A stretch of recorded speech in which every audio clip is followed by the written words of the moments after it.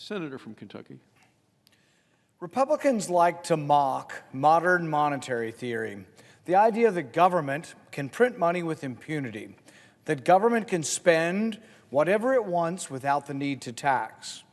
Modern monetary theory is basically the Dick Cheney deficits don't matter crowd, trussed up with a new fancy title. Most Republicans rightly lampoon this quackery, that is, when they're not practicing the quackery themselves. Today, many of these same Republicans will vote for a bill that makes modern monetary theory look like child's play in comparison. The monster spending bill presented today is not just a deficits don't matter disaster, it is everything Republicans say they don't believe in. This bill is free money for everyone. Proponents don't care if you're fully employed or own your own house or own your own business. Free money for everyone, they cry. And yet, if free money were the answer, if money really grew on trees, why not give more free money? Why not give it out all the time? Why stop at $600 a person? Why not $1,000? Why not $2,000? Maybe these new free money Republicans should join the Everybody Gets a Guaranteed Income caucus. Why not $20,000 a year for everybody? Why not $30,000? If we can print up money with impunity, why not do it? The Treasury can just keep printing the money. That is, until someone points out that the emperor has no clothes and that the dollar no longer has value. To so-called conservatives who are quick to identify the socialism of Democrats, if you vote for this spending monstrosity, you are no better. When you vote to pass out free money, you lose your soul and you abandon forever any semblance of moral or fiscal integrity. So the next time you see Republicans in high moral dudgeon claiming and complaining about spending of Democrats and socialism, remind them if they supported this monstrous bill that really the difference between the parties is less Adam Smith versus Marx and more Marx versus Engels. How bad is our fiscal situation? Well, the federal government brought in $3.3 trillion last year and spent $6.6 trillion. The deficit last year, a record-busting $3.3 trillion. If you're looking for more COVID bailout money, we don't have any. The coffers are bare. We have no rainy day fund. We have no savings account. Congress has spent all the money long ago. The economic damage from this pandemic is not the reason for this runaway spending. This spending's been going on for decades. Every year, even before we get to all the extra COVID-free money, we've been spending $1 trillion we don't have.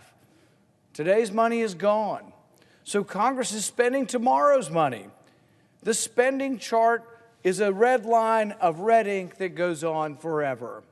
When we talk about spending tomorrow's money, it's not just the money that we need next month, it's the money we might need in a decade.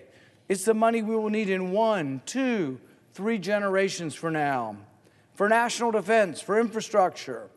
This is the money that your children and your grandchildren will pay back with interest. The deficit doubling and tripling.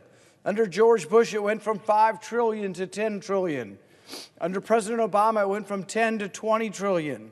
We're now at 27 trillion, but we're adding it at $1 trillion a year before we get to this COVID budget-busting bailout. Every tax-paying American already owes over $136,000, and they're staring at projections into the future that show no end. We are $27 trillion in debt today. How do we expect a child to have the economic opportunity when this crushing debt is their inheritance from Congress? The numbers are mind-boggling. It's hard to conceive of what $1 billion is, much less $1 trillion. How big is $1 billion? Well, 1 billion seconds ago was 1988, and Reagan was president. 1 billion minutes ago Jesus walked the shore of the Sea of Galilee. 1,000,000,000 hours ago, man still lived in caves. But $1 billion ago was just 80 minutes ago. $1 billion ago, at the rate Congress spends money, was just 80 minutes ago. All of this should be setting off alarm bells. But the only alarm bells in Congress are sounding the alarm for more spending and more debt. No cuts, no offsets, no pay-fors, no prioritization. Just print up more money and give it out to everybody because it's free money, come and get yours. Well, the getting's good, but it leads to a mountain of debt. Spend all this money and leave the future to figure itself out. John Maynard Keynes was once asked, what about the long run? He said, in the short run, you can make a stimulus, you can print money, and you can give it to everybody. And Maynard Keynes, his response was, in the long run, we'll all be dead. No concern for the future, only for the immediate. Our budget deficit for 2020 was $3.3 trillion, but this new spending package will also give us another $2 trillion in the next fiscal year. By refusing to acknowledge the debt crisis, we are only hastening the day of economic reckoning. Total debt was 55% of GDP just 20 years ago. Today, it's 128% of GDP. So our total debt is more than our GDP, 128% of our GDP. The World Bank estimates there's a tipping point of debt to GDP at about 77%. Every percentage point costs another tenth or so of economic growth. So every year we're giving up somewhere between 5 to 8% of growth every year because of this burden of debt. This is thousands of jobs every year, tens of thousands of jobs that we lose because of this burden of debt. We are borrowing and worsening this debt crisis in part because too many governors and mayors have imposed heavy-handed restrictions that crush business. It isn't the pandemic that's killing the economy, it's the government's overzealous response that is killing the economy. The pandemic itself was disrupted, but Congress is being asked to help perpetuate these lockdowns. The more money we give to the states, the more they keep us in lockdown. Every bailout dollar printed and passed out to the governors only allows these tin-pot dictators to perpetuate the lockdowns. Their rules are arbitrary and unscientific. Governors and mayors across the country are picking winners and losers. Businesses, some that have been in families for generations, are being wiped out because they're not allowed to open. Restaurants have to close their doors for indoor dining, but then they get told they can open at limited capacity. But then they are told they have to close again. And then they get told they can open outside, and then they're told they can't open outside. Confusing, doesn't even explain the half of it. Bars are told that they can only serve alcohol if people are sitting and not standing, and only if they have heavy foods on their menus. Restaurants are told they can serve outdoors, then they have their permission revoked after they've sunk time and money converting their restaurant to outdoor services. But a caterer is told they can still serve outside. Businesses are told they have to close at an arbitrary time determined by government officials as though the virus only comes out late at night. A business in one zip code can open, but one in an adjoining zip code across the street has to close, as if the virus can't cross an imaginary line. Airlines are allowed to fly, but hotels have to limit their occupancy, so you may not have anywhere to stay when you get there. Mom and pop stores and specialty stores are forced to close, but big box store competitors are allowed to stay open. How is any business expected to survive with this kind of arbitrary regulation that changes from day to day? Meanwhile, many schools remain closed, despite overwhelming evidence showing kids can learn safely in person. Which means parents can't go to work, which forces parents to leave their jobs and take care of homebound kids. Now, they have no income because the government forced them to leave their jobs to take care of their kids, and many kids are struggling with this improvised virtual school.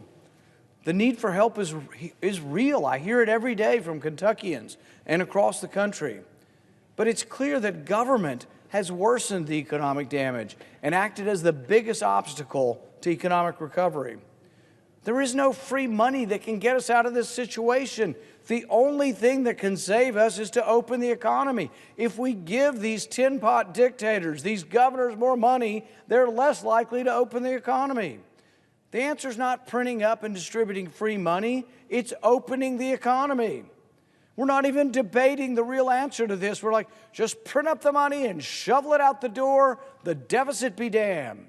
The threat of the destruction of our currency be damned. We can choose to let our economies open with guidance and precautions, but not obstruction. Let people rebuild their livelihoods. Reopen our schools so our kids can return and parents can go back to work. Congress should do away with automatic spending increases and scrutinize where in the budget we can find savings to pay for the pressing needs arising from the pandemic. But we shouldn't simply print up money and pass it out to everyone. Or Congress can follow the status quo. Congress can continue to borrow from our kids, the same children we've locked out of our schools. Congress can keep enabling and shutting down businesses by force, spend all of today's money and all of tomorrow's money, and then good luck. Good luck figuring out how to pay for all of this massive debt. It doesn't have to be this way.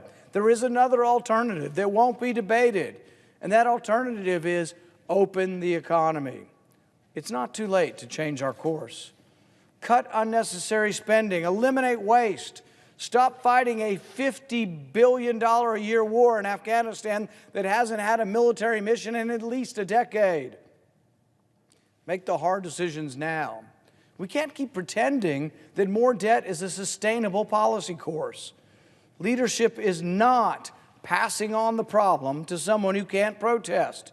Leadership is making the hard choices now. This is what we have to do.